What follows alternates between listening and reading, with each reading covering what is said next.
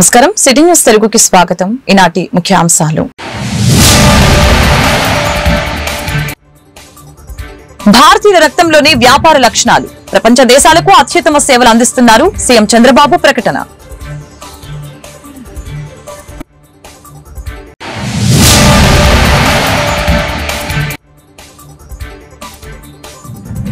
పారిశ్రామికవేత్తలతో CM Chandrababu మంత్రులు భేటీ petrochemical hub ఏర్పాటుకి ఆహ్వానం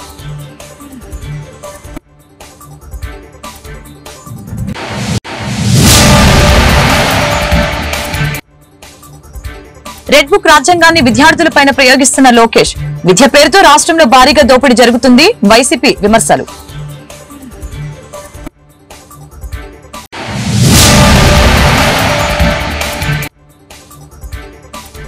BJP జిల్లా అధ్యక్షుడిగా చెరుకూరి తిరుపతిరావు ఎన్నిక అభినందించిన నేతలు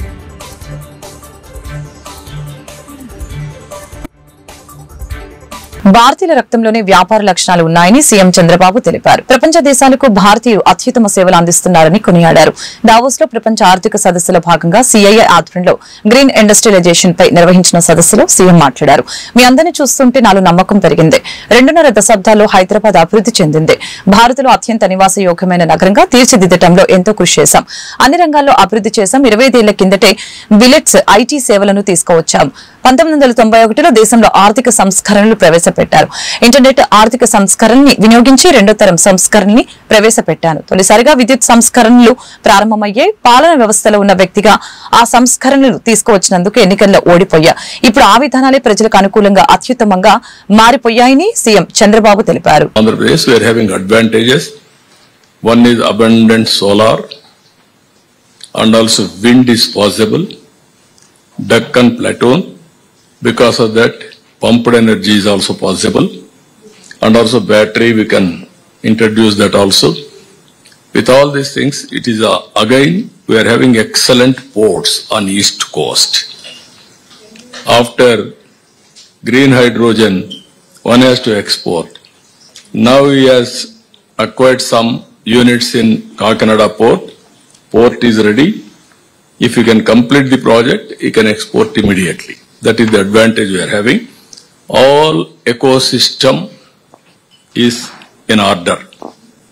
What I wanted to request all of you, I wanted to go now, all vehicles, EV vehicles, even on rooftop, I want to promote in a big way. And as on today, this year, around 30 lakh families we are promoting to have rooftop power generation, that is solar. Ultimately, I wanted to make it democratized. I want to go for natural farming. While going for natural farming, use technology, drones, CCTV cameras, or otherwise everything we will use it. But through drones, fertilizer, that is a chemical fertilizer we are not using. We are going to use natural manure through drones for the plants. These are all big plans I am having. I am very happy. So many people are here. Andhra Pradesh is a case study for all of you. It is a hub. Anybody is interested, you be in touch with us. We will work together. We will produce a good model for the global community. This is I am in touch with all players. Even I am learning continuously for the last 3 decades about energy. As a policy maker, I am learning. As an entrepreneur, you have to execute it. It is a win-win situation for both of us. We will create a policy. If necessary, we will give subsidies. We will work with you, handhold, and real-time decisions, everything. Earlier, I used to talk about speed, ease of doing business. Now we are talking speed of doing business. I want to do everything real time. It is possible because of technology penetration. With this wonderful meeting, ప్రముఖ పారిశ్రామికవేత్త ఆర్సెల్ఆర్ Mittal executive chairman Lakshmi Mittal తో CM Chandrababu, మంత్రులు Nara Lokesh, TG Bharat Reddy భేటీ అయ్యారు. Davos లో ఈ సమావేశం జరిగింది. ఈ సందర్భంగా భావనపాడులో పెట్రోకెమికల్ హబ్ ఏర్పాటుకి పెట్టుబడులు లోకేష్ ఆహ్వానించారు. పెట్రోకెమికల్స్ అన్వేషణకు భావనపాడు వ్యూహాత్మక ప్రాంతమని తెలిపారు. ఏపీలో సోలార్ సెల్ తయారీ ప్లాంట్ ఏర్పాటును పరిశీలించాలని ఈ సందర్భంగా విజ్ఞప్తి చేశారు. రాష్ట్రంలోని విద్య పేరుతో జరిగే దోపిడీని వ్యతిరేకిస్తున్నట్లు వైఎస్ఆర్సీపీ విద్యార్థి విభాగం స్టేట్ వర్కింగ్ ప్రెసిడెంట్ రవిచంద్ర తెలిపారు. మంత్రి నారా లోకేష్ ఏం చేస్తున్నారు? రెడ్ బుక్ రాజ్యాంగం విద్యార్థుల మీద కూడా చూపిస్తారా అని ప్రశ్నించారు. అలాగని చంద్రబాబు హయాంలో మళ్లీ అడ్డగోలుగా ఫీజులు వసూలు చేస్తున్నారని ఈ సందర్భంగా మండిపడ్డారు. శ్రీ చైతన్య నారాయణ సంస్థలు ఫీజుల పేరుతో దోపిడీ చేస్తున్నారు. అలాగని శ్రీ చైతన్య సంస్థ నిన్న ఒక్క విద్యార్థిని బయట నెట్టింది. తండ్రితో కలిసి ఆ విద్యార్థి కాలేజీ ఎదుట ధర్నా చేశారు. విద్య పేరుతో జరిగే ఈ దోపిడీని వ్యతిరేకిస్తున్నట్లు చెప్పారు. మంత్రి లోకేష్ ఏం చేస్తున్నారు? రెడ్ బుక్ రాజ్యాంగం విద్యార్థుల మీద కూడా చూపిస్తారా అని సూటిగా ప్రశ్నించారు. ఫీజులు చెల్లిస్తేనే కాలేజీ లోపలికి రావాలని కాలేజీ యాజమాన్యాలు ఈ రోజు విద్యార్థుల్ని తీవ్రంగా హింసిస్తా ఉన్నాయి. విద్యార్థుల్ని గేటు బయటకు పంపించి ఫీజు పే చేస్తేనే మీరు లోపలికి రావాలి, హాస్టల్కి రావాలని కాలేజీ యాజమాన్యాలు విద్యార్థుల్ని హింసించడం అనేది చాలా దుర్మార్గమైన చర్య. ఈ రోజు చైతన్య నారాయణ లాంటి వాళ్ళు, ముఖ్యంగా కూటమి ప్రభుత్వం అధికారం చేపట్టిన ఈ 7 నెలల కాలంలో నారాయణ గారు మంత్రి అయిన తర్వాత కార్పొరేట్ కాలేజీల ఆగడాలు పెద్ద ఎత్తున పెరిగిపోయాయి. ఈ రాష్ట్రంలో అడ్డగోలుగా ఫీజులు వసూలు చేస్తా ఉన్నాయి. సుమారు ఈ ప్రభుత్వం అధికారం చేపట్టిన 7 నెలల్లోనే కార్పొరేట్ కాలేజీలు నీట్ కోచింగ్ పేరుతో, ఐఐటి కోచింగ్ పేరుతో సుమారు 40% అడ్డగోలుగా ఫీజులు పెంచాయి. ఒకవైపు ఫీజులను పెంచడంతో పాటు ఫీజులు ఇన్ టైంలో మీరు చెల్లించకపోతే కాలేజీకి రావద్దు, బయటికి వెళ్లిపోండి అని కాలేజీల నుంచి విద్యార్థుల్ని బయటికి పంపిస్తున్న సంఘటనలు రాష్ట్ర వ్యాప్తంగా జరుగుతా ఉన్నాయి. ముఖ్యంగా విజయవాడలో గోశాల శ్రీ చైతన్య కాలేజీలో సెకండ్ ఇయర్ విద్యార్థి గౌతమ్ అనే విద్యార్థి ఫీజు చెల్లించలేదని కాలేజీ యాజమాన్యం విద్యార్థిని కాలేజీ లోపలికి అనుమతించకుండా గేటు బయటకు పంపించారు. మేము 20,000 పే చేశారు ఆ తండ్రి, ఇంకో 50,000 పే చేస్తేనే మీరు కాలేజీలోకి రావాలని కాలేజీ యాజమాన్యం హుకుం జారీ చేసి విద్యార్థిని, ఆ విద్యార్థితో పాటు వచ్చిన తండ్రిని బయటకు పంపించి మీరు ఫీజు పే చేస్తేనే లోపలికి రావాలి, 50,000 ఫీజు కడితేనే లోపలికి రండి అని గేటు బయటకు పంపించారు. ఇది చాలా అమానుషమైన ఘటన. దీనిపైన ఇంటర్మీడియట్ అధికారులు తక్షణమే చర్యలు తీసుకోవాలని వైఎస్ఆర్ విద్యార్థి సంఘం తరఫున మేము డిమాండ్ చేస్తా ఉన్నాం. ముఖ్యంగా ఈరోజు కార్పొరేట్ కాలేజీ యాజమాన్యాలు నీట్ కోచింగ్ పేరుతో 3 లక్షల రూపాయల పైగా ఫీజులు వసూలు చేస్తా ఉన్నారు. ఈరోజు Goshala Sri Chaitanya college NEET coaching student అతను గౌతమ్ సుమారు 2 లక్షల రూపాయలు ఫీజు, ఇప్పటికే 1 లక్ష రూపాయల పైన పే చేశారు. 20,000 రూపాయలు మేము పే చేస్తాము, మిగిలిన 50,000 కొంత టైం ఇవ్వండి అని టైం బాండ్ పేరెంట్ అడిగితే టైం బాండ్ ఇవ్వకుండా కాలేజీ యాజమాన్య విద్యార్థిని బయటకు పంపించడం అనేది చాలా అమానవీయమైన ఘటన. ఇది విద్యార్థికి చదువు నిరాకరించే హక్కు కాలేజీ యాజమాన్యానికి లేదు. మీరు ఒక్కసారి కాలేజీలో చేరిన తర్వాత ఫీజు, టర్మ్ ఫీజుల పేరుతో ఫీజులు కొంత పే చేసిన తర్వాత మీరు చదువు చెప్పాల్సిన బాధ్యత కాలేజీ యాజమాన్యాలకు ఉంది. విద్యార్థిని బయటికి పంపించే హక్కు మీకెక్కడిది? విద్యని నిరాకరించే హక్కు మీకెక్కడిది? మీరు ఫీజు వసూలు చేయాలంటే, ఫీజు అడగాలంటే విద్యార్థి తల్లిదండ్రులు ఉంటారు కదా, తల్లిదండ్రులని తండ్రి వచ్చాడు విద్యార్థితో పాటు, తండ్రిని ఫీజు అడగకుండా విద్యార్థిని ఎందుకు మీరు బయటికి పంపించారని మేము ప్రశ్నిస్తా ఉన్నాం. అందుకనే విద్య పేరుతోటి ఈ రోజు ఒక దోపిడీ జరుగుతా ఉంది. సొసైటీల పేరుతోటి రిజిస్ట్రేషన్లు. అనకాపల్లి జిల్లా పరవాడలోని జవహర్లాల్ నెహ్రూ ఫార్మాసిటీలో అగ్ని ప్రమాదం జరిగింది. మెట్రోకెమ్ ఫార్మా కంపెనీలో మంటలు చెలరేగాయి. మంగళవారం ఉదయం కంపెనీలో ఈటీపీ ప్లాంట్ నుంచి ఒక్కసారిగా మంటలు చెలరేగాయి. దీంతో దట్టమైన పొగలు వచ్చే ప్రమాదం కారణంగా కార్మికులు, స్థానికులు భయాందోళనకి గురయ్యారు. సమాచారం అందుకున్న అగ్నిమాపక సిబ్బంది ఘటనా స్థలానికి చేరుకుని సుమారు గంట పాటు శ్రమించి మంటలను అదుపులోకి తీసుకొచ్చారు. విశాఖ స్టీల్ ప్లాంట్ కార్మికులు బీజేపీ నేతలు అవమానిస్తున్నారని మంగళవారం BJP MLA Vishnu Kumar Raju steel plant కార్మికులపై ఆగ్రహం వ్యక్తం చేశారు. ప్యాకేజీపై కార్మికుల ఆశకు అంతుండాలి, అర్థం పర్థం లేకుండా యూనియన్ నేతలు మాట్లాడుతున్నారు. కార్మికులు అవివేకంగా వ్యవహరిస్తున్నారు. కార్మికుల వలని ప్యాకేజీ వచ్చిందని మాట్లాడడం సరికాదు. మీకు ఇష్టమైతే ఉండండి, లేదా రాజీనామా చేసి వెళ్ళండి అంటూ మండిపడ్డారు. అంతుండాలి, అర్థం పర్థం లేకుండా ఎవరో మాట్లాడటము నేను కూడా పేపర్లో చూశాను. చాలా దురదృష్టకరమైన విషయం. ఎప్పటి నుంచో చెప్తున్నాం, భారతీయ జనతా పార్టీ ఇప్పటి నుంచి కాదు, ఎట్టి పరిస్థితుల్లోని స్టీల్ ప్లాంట్ ని ఆదుకోవటం జరుగుతుంది అని చెప్పి ఎన్నిసార్లు చెప్పిన కేంద్ర మంత్రివర్యులు, 2 మంత్రులు వచ్చి చెప్పినప్పటికీ కూడా ఇంకా యూనియన్ వాళ్ళు ఏదేదో మాట్లాడటం కేంద్ర ప్రభుత్వం పైన, రాష్ట్ర ప్రభుత్వం పైన ఉందని చెప్పి మీరు గుర్తుంచుకోవాల్సిన అవసరం ఉంది. ఏదో మేము ఇన్ని రోజులు నిరాహార దీక్ష చేసాము, లేకపోతే ఇన్ని రోజులు సమ్మె చేసాము, దాని వల్లనే వచ్చింది, అటువంటి మాటలు మంచి పద్ధతి కాదు.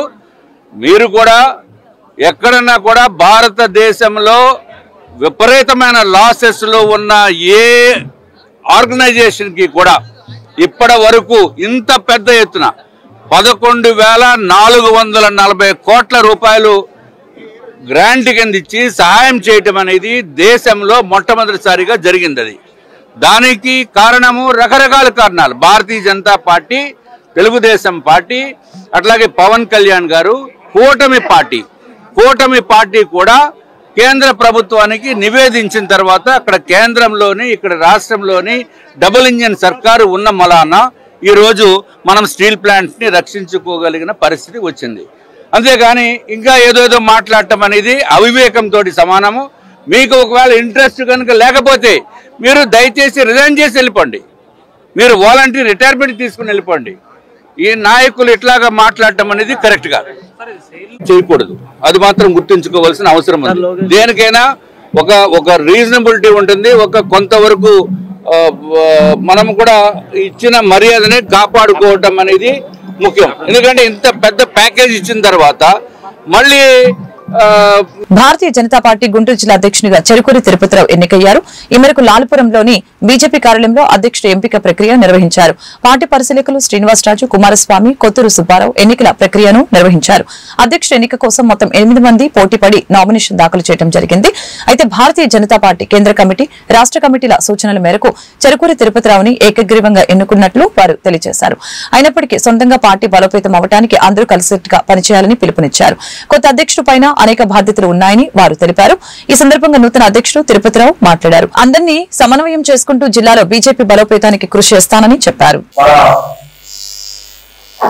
జిల్లా అధ్యక్షుడిగా రాబోయే 2 సంవత్సరాలు కాబట్టి అంటే ప్రక్రియలో అనేక మంది వస్తుంటారు. ఒక అధ్యక్షుడు ఉండాలి కాబట్టి అధ్యక్షుడు ఎన్నిక జరుగుతుంది. మిగతా కార్యక్రమం ఆంధ్రప్రదేశ్ కాబట్టి పాస్ చేసుకోవడం మిగతా వాళ్ళు కడతారు. శ్రీ చెరుకూరి తిరుపతిరావు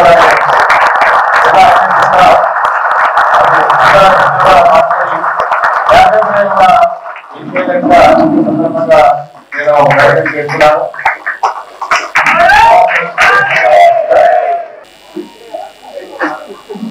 భారత పార్టీ నుంచి వారికి సందర్భంగా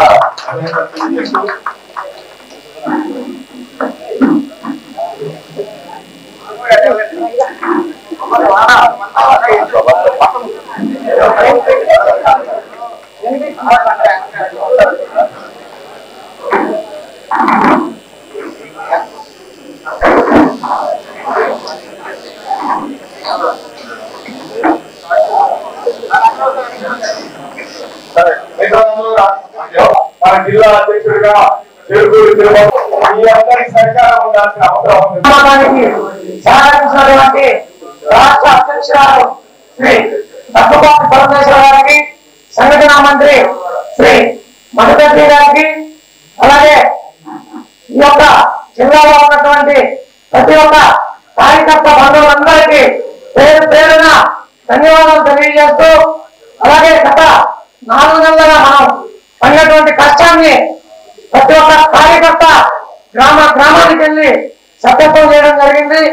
అందరూ కూడా ఎంతో కష్టపడి ఈ యొక్క జిల్లాని వెంటబడి తేవడానికి ఎంతో సహకరించారు. వారందరికీ పేరు పేరున ధన్యవాదాలు తెలియజేసుకుంటూ, అలాగే ఈ యొక్క కార్యక్రమాన్ని నిర్వహించడానికి వచ్చేటటువంటి శ్రీ ఉప్పలపాటి శ్రీనివాసరావు గారికి, అలాగే చిరుపాటి కుమారస్వామి గారికి, అలాగే ఈ యొక్క కార్యక్రమానికి అధ్యక్షత అవుతున్నటువంటి కొత్తూరు వెంకటరావు గారికి, అలాగే జిల్లా ఏడాది మేడల మాధవరావు గారికి, అలాగే తిరుమల కృష్ణారెడ్డి గారికి, వేదిక మీద ఉన్నటువంటి మాజీ మంత్రి వారిలో మన తల్లితో సమానమైనటువంటి శ్రీ చంద్రబాబు నాయుడు గారికి, అలాగే మరో రాష్ట్ర మంత్రి శ్రీ చంద్రబాబు నాయుడు గారికి, అలాగే తెలుగు నాకన్న ప్రకారం రాష్ట్ర కార్యవర్గ సభ్యులు శ్రీనివాసరెడ్డి గారికి, అలాగే వేడుకొండరావు గారికి, నారాయణ గారికి, గారికి అందరికీ నాకు నేను అధ్యక్షుడిగా బాధ్యతలు నాకు పెద్ద బాధ్యత పెట్టారు. ఈ యొక్క కార్యకర్తలు ఎవరికి ఎటువంటి ఇబ్బంది లేకుండా అందరినీ కలుపుకొని అందరినీ సమన్వయం చేసుకుంటూ ఈ జిల్లాలో రేపు జరగబోయే స్థానిక సంస్థల ఎన్నికల్లో కానీ జరగబోయే మున్సిపల్ కార్పొరేషన్ ఎలక్షన్లో కానీ పొన్నూరులో లాయర్ ప్రకాష్ పై దాడి జరగటాన్ని వ్యతిరేకిస్తూ జిల్లా కోర్టు వద్ద న్యాయవాదులు చేపట్టిన రిలే దీక్షలు 11 రోజుకు చేరాయి. ఈ మేరకు మంగళవారం నాటి రిలే దీక్షలకి కాంగ్రెస్ పార్టీ సంఘీభావం తెలిపింది. డీసీసీ అధ్యక్షుడు చిలకా విజయ్ కుమార్ ముఖ్య అతిథిగా హాజరై దీక్షల్ని ప్రారంభించారు. ఈ కార్యక్రమంలో కాంగ్రెస్ పార్టీ నేతలు డాక్టర్ జాన్బాబు, సుధీర్, సునీల్ తదితరులు పాల్గొన్నారు. అకారణంగా లాయర్ ప్రకాష్ పై పోలీసులు దాడులు చేయడం హేమైన చర్య అని ఈ సందర్భంగా మండిపడ్డారు. ఈ విషయాన్ని కాంగ్రెస్ పార్టీ అధిష్టానం దృష్టికి తీసుకువెళ్తామని చెప్పారు.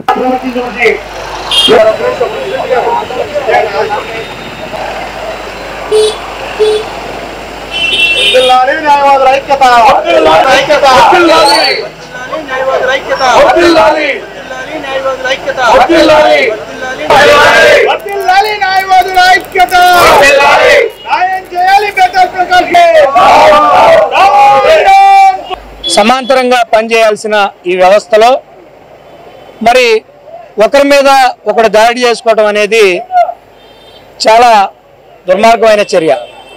ఏదైతే పోలీస్ వ్యవస్థ న్యాయానికి అనుగుణంగా వారికి పూర్తి మద్దతుగా బాధితులకు అండగా నిలబడాల్సినటువంటి అడ్వకేట్ల మీద దాడి చేయటం చాలా అమానుషం. మరి ఈ చర్యని ఏ రకంగా పరిగణించాలో కూడా ఈ వ్యవస్థలో మాకు అర్థం కావడం లేదు. బాధితుల తరపున మాట్లాడటానికి వచ్చిన బాధ్యత కలిగిన ఒక న్యాయవాదిని అమానుషంగా దాడి చేయడం ఏమిటో మాకు అర్థం కావడం లేదు. ఈ దాడి వారే చేశారా, వారి వెనకమాల ఏదైనా ఉన్నత వ్యక్తుల కుట్రకోణం దాగుందనేది కూడా ఆలోచించాల్సిన విషయం. మరి చూసుకుంటూ ఉంటే ఏ ప్రభుత్వ ఉద్యోగి కూడా ఎక్కడా కూడా అనవసరంగా సమస్యల్ని గోకి కొని తెచ్చుకోడు. అటువంటిది న్యాయ వ్యవస్థలో ఎంతో విలువైనటువంటి న్యాయవాదుల మీదే చేసుకున్నాడంటే అది వాళ్ళ సొంత నిర్ణయమా, లేక దీని వెనకమాల ఏదైనా సరే ఇంకా కుట్రకోణం ఉందా? ఒకవేళ కుట్రకోణం ఉంటే ఆ కుట్రకు పాల్పడిన వ్యక్తులు ఎవరు? పోలీసుల చేతే దాడి చేయించినటువంటి అంత పెద్ద వ్యవస్థలు ఏంటి? ఈనాడు 11 రోజుల నుంచి గుంటూరు జిల్లా కోర్టు ఆవరణలోని మెయిన్ గేట్ వద్ద గుంటూరు బార్ అసోసియేషన్ న్యాయవాదులు అందరూ బలంగా ఏదైతే ఒక కొన్నూరు న్యాయవాది అయినటువంటి బేతాళం ప్రకాష్ గారి మీద జరిగినటువంటి దాడిని తీవ్రంగా ఖండిస్తూ ఎవరైతే ఆ దాడికి పాల్పడ్డారో వాళ్ళందరి మీద చర్యలు తీసుకోవాలని చెప్పి మేము గత కొన్ని రోజులుగా ఈ యొక్క పోరాటం చేయడం మొదలుపెట్టాము. కాబట్టి ఈ యొక్క ఉద్యమం రోజు రోజుకి పెరిగి ఉధృతం అవడానికి అవకాశం ఉన్నది. కాబట్టి ఇప్పటికైనా పోలీసు వారు మేల్కొని ఎవరైతే పోలీసు వారు ఈ యొక్క దాడిలో పాల్గొని ఉన్నారో వారి అందరి మీద తక్షణమైన చర్యలు తీసుకొని వారిని సస్పెండ్ చేసి, ఎందుకంటే వీఆర్కి పంపించినందుకు ఏంటంటే పోలీసు శాఖలో అది ఒక ఫార్మల్ యాక్షన్ లాగా ఉండిపోయింది. కానీ దాని మీద ఎటువంటి ఒక స్ట్రింజెంట్ యాక్షన్ తీసుకుంటే ఇంకొక పోలీస్ అధికారి రేపొద్దున ఇట్లాంటివి చేయడానికి భయపడతాడని చెప్పి మేము అనుకున్నాం. ఎందుకంటే ఈ రీలే నిరాహార దీక్షలో పాల్గొన్న ప్రతి ఒక్క న్యాయవాది కూడా మరి కాంగ్రెస్ పార్టీ తరఫున మరి ఈరోజు ఈ రీలే నిరాహార దీక్షలో పాల్గొన్న ప్రతి ఒక్క న్యాయవాదికి కాంగ్రెస్ పార్టీ తరఫున మరి నా తరఫున హృదయపూర్వక నమస్కారాలు. ఏదైతే గడిచిన 4 రోజుల గురించి ప్రముఖ న్యాయవాది అయినటువంటి బేతాళం ప్రకాష్ గారు తన ధర్మమైన వృత్తిని నిర్వహిస్తున్న సమయంలో కొన్నూరు పోలీసులు అయినటువంటి సిఐ గారు, ఎస్ఐ గారు, కానిస్టేబుల్ గారు ఉద్దేశపూర్వకంగా అనుచితంగా దాడి చేసినటువంటి ఆ కొన్నూరు సిఐ గారిని, అక్కడున్నటువంటి ఎస్ఐ గారిని, కానిస్టేబుల్ గారిని వెంటనే వాళ్ళ సర్వీస్ నుంచి డిబార్ చేసి వాళ్ళ మీద ఉన్నటువంటి ప్రభుత్వం తక్షణమే శిక్ష వేయాలని చెప్పి డిమాండ్ చేస్తున్నాం. అట్లానే ఈరోజు గుంటూరు